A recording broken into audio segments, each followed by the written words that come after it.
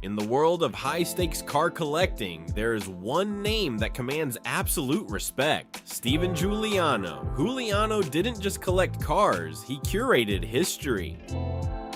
He spent decades and millions of dollars tracking down the original Rapid Transit System caravan, a group of 4 wild, factory-customized Plymouths that toured the United States in 1970 to promote Mopar performance. Juliano eventually found the Roadrunner. He found the Duster. He even tracked down the 1971 show cars, but for 30 years there was one ghost he could never catch: the 1970 Rapid Transit Cuda. This car wasn't just missing, it was unattainable. It sat in a private garage in the Detroit suburbs, less than 20 miles from where it was born, guarded by an owner who refused every offer, no matter how many zeros were on the check. Today, we are performing a forensic deep dive into serial number 100,005, the Cuda that broke a collector's heart and finally shattered world records in 2023. To understand why this car is worth millions, we have to look at its DNA. Chrysler was fighting for the hearts of American youth against the Ford Mustang and the Chevy Camaro. Their solution was the Rapid Transit System. This wasn't just a marketing slogan, it was a mobile circus of speed. In late 1969, Plymouth wanted to prove they were the kings of the street freak era. They didn't hire a standard body shop.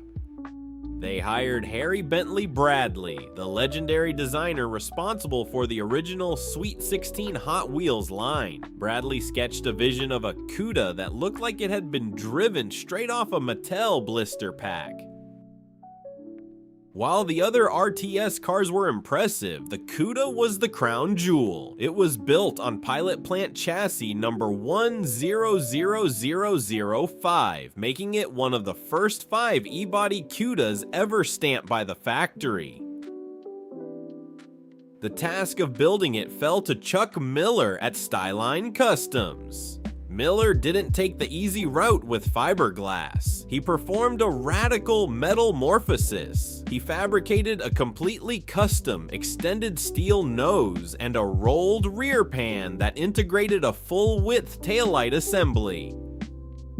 He added functional, massive chrome side pipes and a shaker hood scoop that sat atop a 446-barrel powerhouse.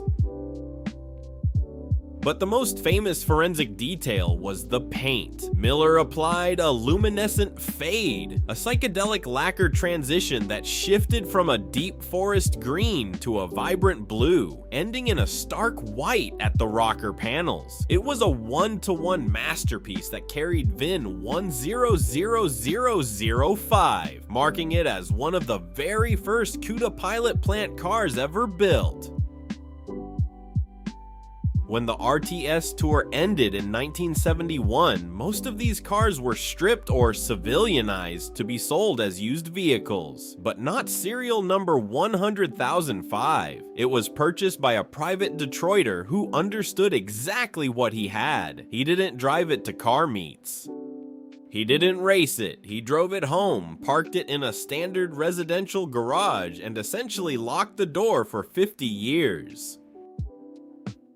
When investigators finally entered that garage in early 2023 after the owner passed away, they found a mechanical miracle. The odometer showed just 967 original miles. Because the car had been kept in a dry, dark environment, the original lacquer paint, though covered in a thick shroud of dust, was perfectly preserved. Inside the trunk, they found the time capsule evidence, the original 1970 custom wheelie bars, and the hand-painted Rapid Transit System display board used during the tour. Even the tires were the original Goodyear polyglass rubber from 1970. In the world of survivors, this wasn't just a car, it was a 1970 crime scene of automotive excellence that had remained undisturbed for half a century.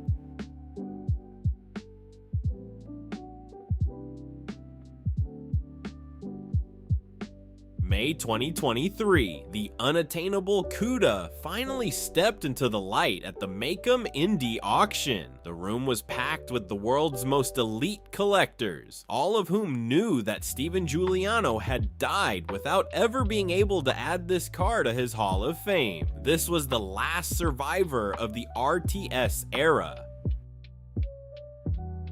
The bidding didn't start at a normal Cuda price. It bypassed the $500,000 mark in seconds. As the price climbed past $1 million, then $1.5 million, the room went silent. Collectors weren't bidding on a car, they were bidding on a monument.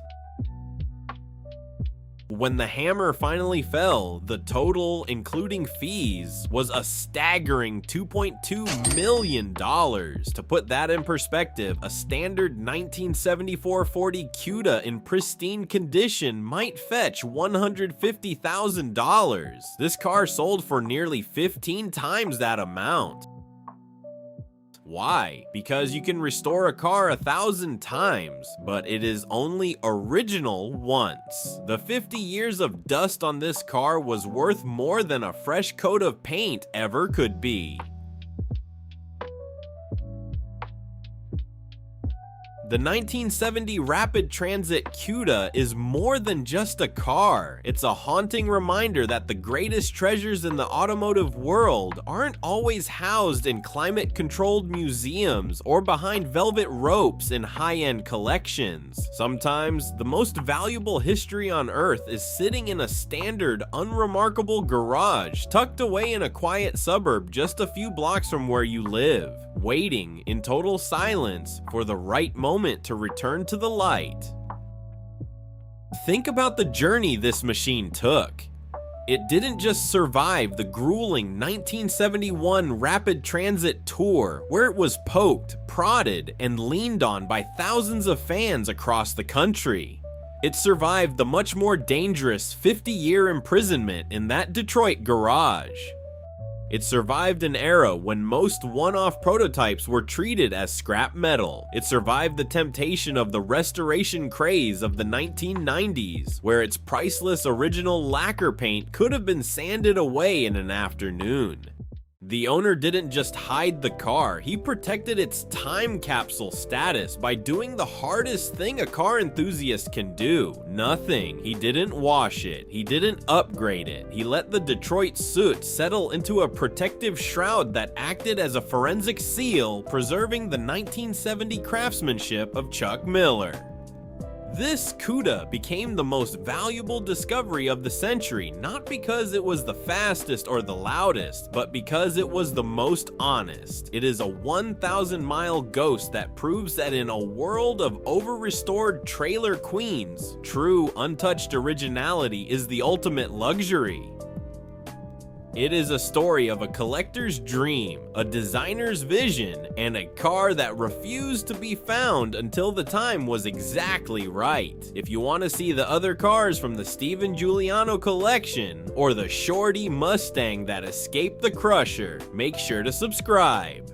Join our first 2,000 investigators and let me know in the comments. If you found this Cuda today, would you wash it or would you keep that 50-year-old Detroit dust as a badge of honor? I'm your host, and I'll see you at the next discovery.